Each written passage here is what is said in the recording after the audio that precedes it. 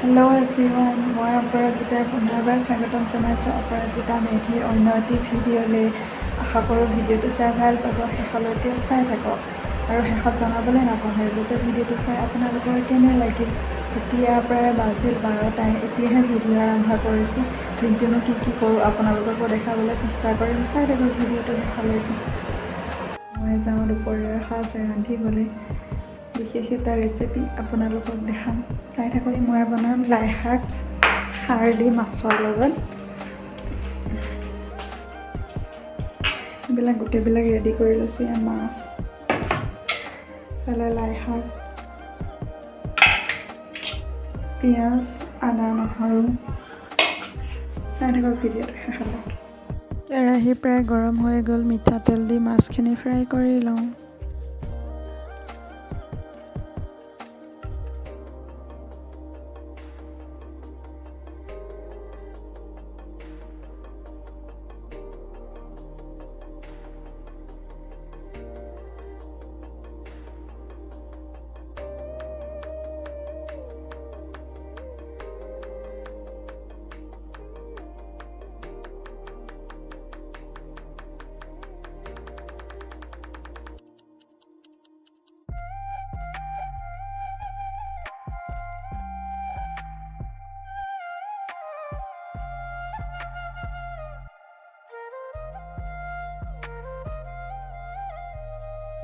মাছ fry কৰা হৈয়ে গ'ল। পুনৰ একেখন কেৰাহীতে কাটি লোৱা পিঁয়াজখিনি দি দিছোঁ।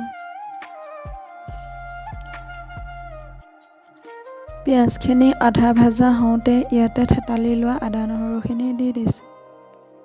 গোটেইখিনি ভালকৈ ভাজি ল'ম। এইখিনি ভাজা হৈ গ'ল। এতিয়া প্ৰয়োজন অনুসৰি হালধি আৰু সোৱাদ অনুসৰি নিমখ দি লৈছোঁ। গোটেইখিনি ভালকৈ মিলাই লৈ কাটি লোৱা শাকখিনি ইয়াতে দি দিছোঁ।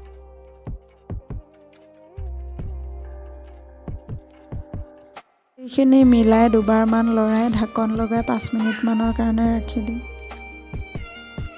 মই ঢাকনখন খুলি দুবাৰমান লৰাই ল'লোঁ, আকৌ অলপ সময়ৰ কাৰণে ঢাকি দিম।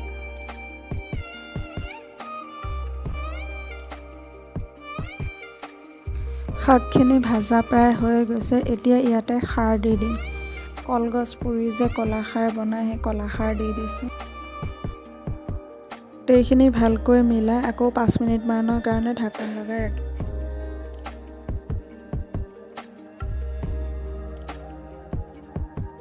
এইখিনি ভাজা প্ৰায় হৈ গ'ল। এতিয়া ইয়াতে গৰম পানী দি দিছোঁ।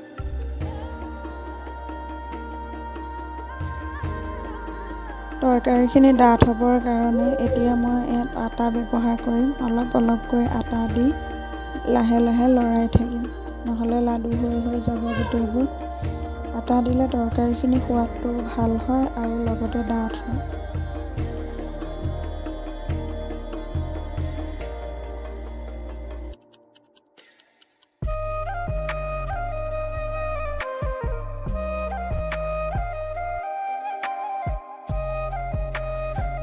তৰকাৰীখিনি উতলিছে। এতিয়া ইয়াতে মই ফ্ৰাই কৰি লোৱা মাছখিনি দি দিম।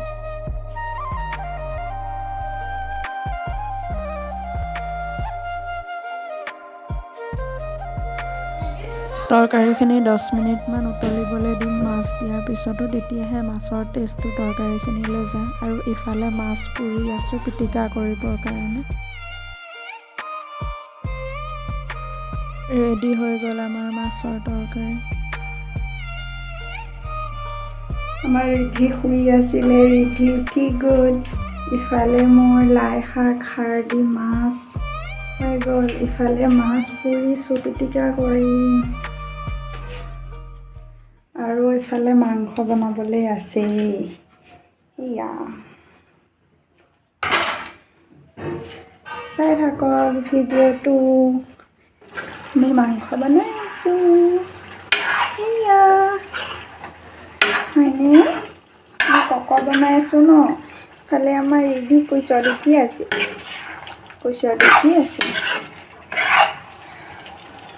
বাকী বনাই কৰি হৈ গ'ল বাৰু, মাংসখিনি আছে, এইখিনি বনাই পেলাই খাব পাৰিম আৰু দুপৰীয়া ভাত খাজ ধুনীয়াকৈ, হয়নে হয়নে?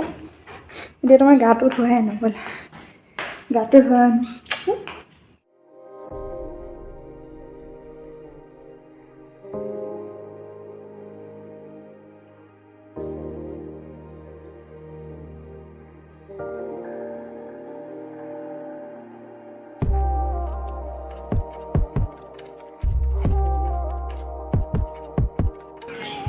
ভাত, জলফাই, ভোট জলকীয়া, আচাৰ, মাছ ফ্ৰাই, পোৰা মাছ পিটিকা, ইফালে মাংস,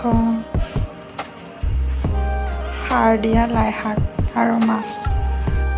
খাই বৈ লওঁ, তাৰপিছত লগ পাই আছোঁ। মিষ্টাৰে খাই গ'লে আমি ৰেডি আৰু মই আছোঁ ন খাবলৈ, হয়নে? মাম খাবানে? মাম খাবানে? নোখোৱা, তাই বোলে নাখায়। দুপৰীয়া ভাত পানী খাই উঠাৰ পিছত আৰু ভিডিঅ' কৰা নহ'ল, মানে আজি ভাত খাওঁতে 3:30 বাজি গ'ল।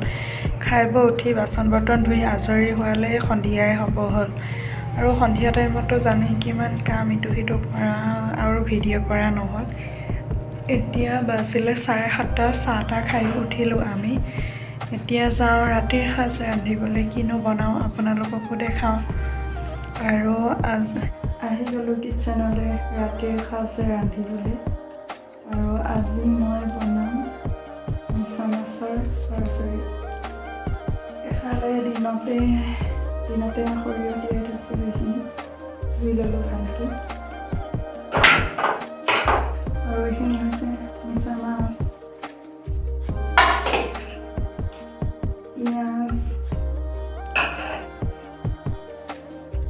বিলাহী, ধনিয়া, জলকীয়া, আদা, নহৰু। আচলতে এই গোটেইবিলাক মই মিক্সিত একেলগে পেষ্ট বনাই লওঁ, গুড়া কৰি লওঁ।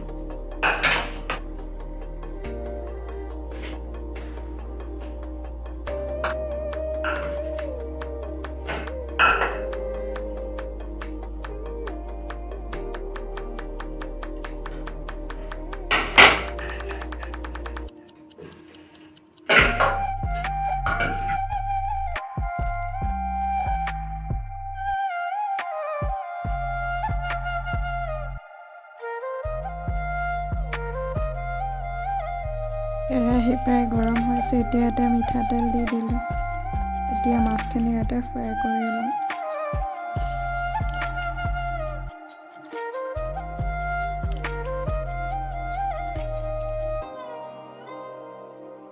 হৈ গ'ল মাছখিনি।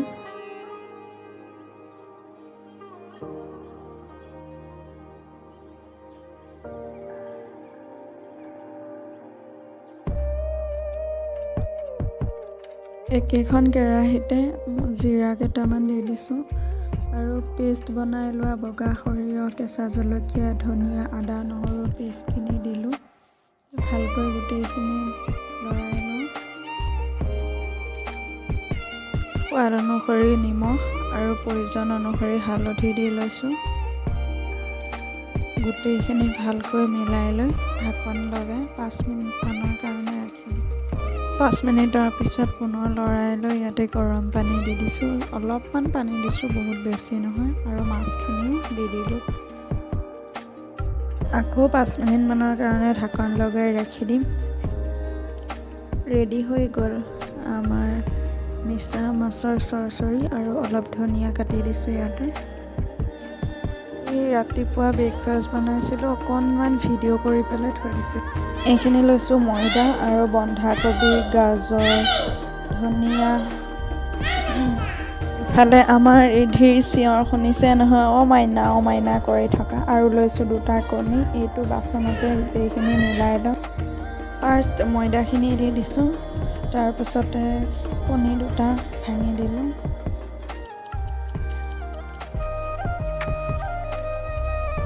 সোৱাদ অনুসৰি নিমখ, প্ৰয়োজন অনুসৰি হালধি দিছোঁ।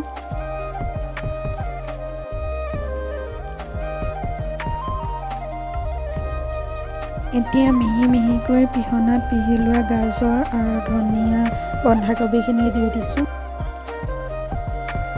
অলপমান দিছোঁ পানী, গোটেইখিনি ভালকৈ মিলাই লওঁ। ডাঠ হোৱা যেন লাগিল, সেইকাৰণে আকৌ অলপ পানী দি মিলাইছোঁ। এইখিনি কৰোঁতে একেবাৰে ডাঠো হ'ব নালাগে, একেবাৰে পাতলো হ'ব নালাগে, মিডিয়াম। এইখিনি এনেকৈ ৰেডি কৰি ল'লোঁ। এতিয়া এইখিনি আধা ঘণ্টামানলৈ ঢাকন লগাই ৰাখিম। তাৰপাছত বেটাৰটো পূৰা ৰেডি হৈ যাব এইখিনি বনাবৰ কাৰণে। চাই থাকক ভিডিঅ'টো শেষলৈ। আধা ঘণ্টাৰ পিছত টাৱাখনো প্ৰায় গৰম হ'ল। ইয়াত মই দি দিছোঁ ৰিফাইন তেল আৰু বনাই লোৱা বেটাৰখিনি এহাটা দি পেলাই ভালকৈ এনেকৈ খন্তি এপাতেৰে চাৰিও চাইডে ৰাউণ্ড কৰি দিছোঁ।